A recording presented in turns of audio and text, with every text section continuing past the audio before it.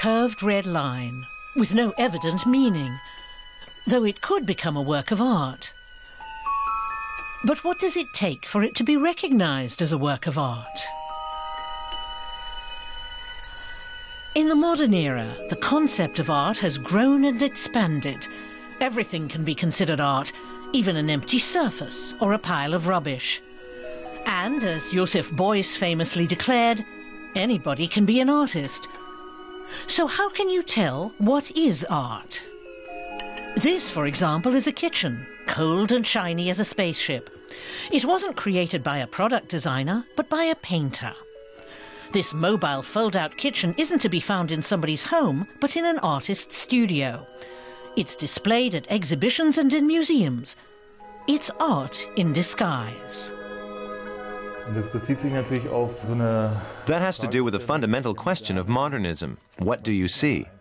And in this case, you could say, what you see is actually what you see, a kitchen. There are no obscure codes or meanings to be analysed. It's just a kitchen, which in a way isn't a kitchen. This is a film that's not a film, but was produced like a film. Julian Rosefeldt's visually powerful works can be found in major collections around the world. Even while he was studying architecture, he knew he wanted to work with film. He created an installation and was surprised by the reaction. It was really strange the first time I read something that referred to me as an artist. I had to get used to that. I didn't find it silly, I just wasn't prepared. I hadn't expected it. I would have found it just as weird if somebody had talked about Julian Rosefeldt, the biologist. Rosefeldt's trilogy of failure displays people scientifically, as if they were hamsters on a treadmill. In his film Stunned Man, an expressionless man trashes, then tidies his apartment, again and again, like a modern-day Sisyphus. Even if he goes through the wall, he still ends up in the same life.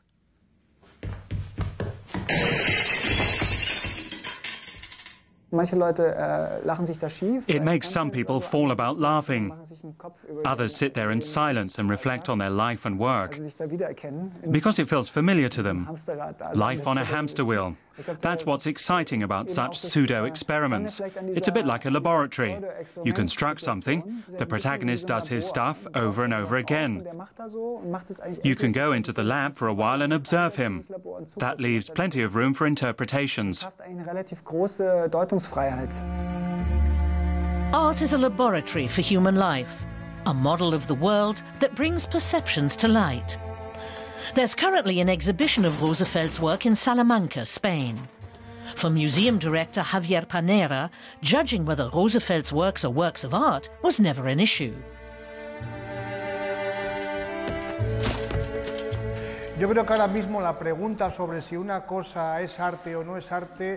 The question whether something is art or is not art is not in the least relevant. What is really important is whether a work's images, its narrative or design pose questions relevant to our time and the world we live in. The DA2 Museum is housed in an old prison. The atmosphere of menace that once prevailed here can still be felt. Rosefeldt's installations go a step further. They explore the way an environment created by people changes the people in its turn and keeps them prisoner. Rosefeldt says the installations develop a life of their own. At the moment, I enjoy stepping back from my projects and letting things happen that I can't explain. That allows the projects to be read in a straightforward manner. But at the same time, the protagonists I conceive turn out to have secrets they don't share with me, even though they are my creations. They do things I can't explain. A simple example, the stunned man. He's always taking these drops. People often ask me why, what are they? But I don't know. Ask him. The important thing was that he does something that I can't control. A car torched out of anger. This picture hangs at exhibitions of Michael Kehner's work next to his sleek, shiny, hyper-functional kitchen. A fighter sports a tailor-made pinstripe combat outfit, Violence meets consumerism. A kitchen isn't just a kitchen, even when it looks like one. If you really think it through, a kitchen is not just a banal, everyday kind of object where food is consumed. Eventually, a chain of thoughts arises about battling for a share of the pie. The kitchen reveals something you can't see. So is art created in the mind of the viewer?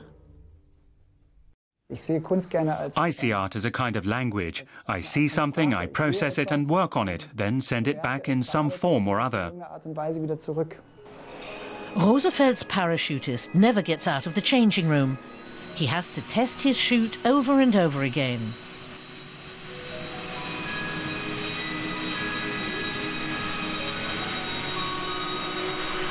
Leonardo da Vinci told his students to stare at a bare wall until they could make out a battle in the irregularities of its surface. As observers, we become discoverers and researchers. Art poses questions, we have to come up with the answers. That's how we know it's art.